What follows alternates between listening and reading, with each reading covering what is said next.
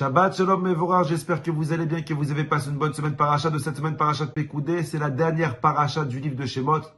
À partir de la semaine prochaine, Bezrat Hashem, on passe au livre de Vaïkra.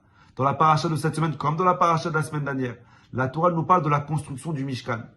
Vous savez comme quoi Akadosh Baruch Hu, après la faute du Vaudor, il a demandé aux Juifs de construire un Mishkan afin que Hachem puisse résider dans le Mishkan pendant les 40 ans où les Juifs ils étaient dans le désert. Et dans la paracha de cette semaine, la Torah nous dit comme quoi l'architecte du Mishkan, le maître d'œuvre du tabernacle, celui qui a dessiné tous les plans, c'était Moshe Rabbeinu. Et la Torah nous dit comme quoi l'ouvrier du Mishkan, celui qui a construit le Mishkan, c'était un très grand tzaddik qui s'appelait Betzalel. Pour vous faire l'histoire rapide et courte, Hachem, il décrit à Moshe Rabbeinu ce qu'il veut, Moshe Rabbeinu, il dessine les plans, et Betzalel, il construit. Que ce soit le Mishkan, ou les kelim, ou les ustensiles du Mishkan, la menorah, l'autel de sacrifice, le misbéach, ça s'est passé de la même façon. Hachem, il dicte à Moshe, Moshe Rabbeinu, il dessine les plans, et Betzalel, il construit. Et dans la paracha de cette semaine, la Torah nous dit comme quoi il y a eu un sujet de discorde, une marloquette, entre Moshe Rabbeinu, l'architecte, et Betzalel, l'ouvrier. Comment construire le Mishkan et les ustensiles? Moshe Rabbeinu, il appelle Betzalel, et Moshe Rabbeinu dit à Betzalel, Hachem, il veut qu'on lui construise le Mishkan et les ustensiles. Alors on se met au travail. Alors d'abord, ce que tu vas commencer, commence Betzalel par construire les ustensiles. Commence par construire la menorah, l'autel de sacrifice, l'autel des encens. Et quand tu as fini de construire les ustensiles, alors après tu construis le Mishkan. Betzalel, il écoute ça. Il va voir Moshe Rabbeinu, il dit, maître, avec tout le respect que je te dois, c'est pas logique ce que tu me demandes de faire. Moshe Rabbeinu dit pourquoi? Betzalel dit parce que tu me demandes de construire les ustensiles. D'accord, je vais les construire. Mais je les entrepose où s'il n'y a pas de Mishkan? Alors Betzalel dit, je pense que Hachem il attend de nous qu'on construit d'abord le Mishkan et après les ustensiles. Comme ça, chaque ustensile que je crée, j'ai où le mettre. Donc il y a eu un sujet de discorde. Qu'est-ce qu'on doit créer? Est-ce qu'on doit faire les ustensiles après le Mishkan, après le tabernacle? Ou est-ce qu'on fait d'abord le tabernacle après les ustensiles? Et Moshe Rabbeinu regarde Betzalel et dans toute son humilité, Moshe Rabbeinu dit à Betzalel, j'ai bien réfléchi, je pense que tu as raison. Il faut d'abord construire le Mishkan et après les ustensiles. Comme ça, tu as où les entreposer. Et ça, c'est toute la paracha de cette semaine. Rabotai, quand j'ai lu cette semaine, cette histoire-là, je me suis posé une question. Entre nous, qu'est-ce que ça change notre vie?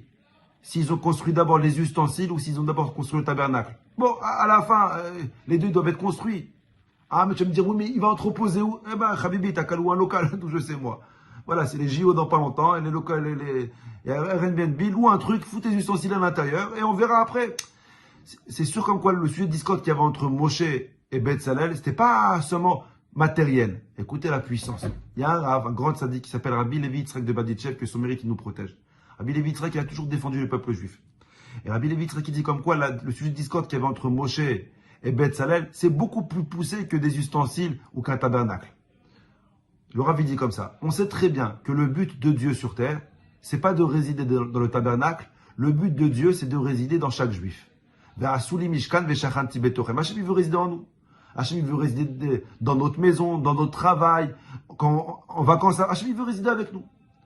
Maintenant, Moshe Rabbeinu, il a dit à Betzalel, écoute, faire descendre Dieu dans le Mishkan, c'est très facile, mais c'est pas le but.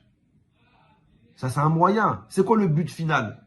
C'est que Dieu, il rentre dans nos corps, dans notre vie. Alors, Moshe dit à Betzalel, comment faire pour que Dieu, il réside en nous? Comment faire pour que notre corps devienne un lieu de résidence pour Dieu? Alors, Moshe Rabbeinu lui a dit, moi, je pense, pour qu'Hachem, il reste très beau, écoutez bien. Moshe a dit, moi, je pense, pour qu'Hachem, il réside dans un juif, il faut d'abord qu'il fasse des mitzvot, qu'il se remplit de mitzvot. Shabbat, Tfilin, Nida, Kacher, qu'il fasse plein de mitzvot. Qu'il fasse d'abord les ustensiles. Et après, quand il s'est rempli de mitzvot, alors le Mishkan, alors il peut travailler sur sa émouna. Il faut qu'il se remplisse d'émouna. Les mitzvot, d'après Moshe Rabbeinu, c'est eux qui vont amener avant la émouna. Betzalel, quand il a écouté, il a dit, maître, je ne suis pas d'accord avec toi. Les mitzvot, ils ne vont pas amener à la émouna, c'est l'inverse. Il faut d'abord construire le Mishkan. Il faut d'abord se renforcer, se remplir de émouna. Et quand tu te remplis de émouna, alors après, tu pourras faire les mitzvot. Tu auras envie de faire les mitzvot. Et Moshe Rabbeinu, il a compris, il a dit à Betzalel, tu as raison. C'est la émouna qui amène aux mitzvot. D'abord le Mishkan, après les ustensiles.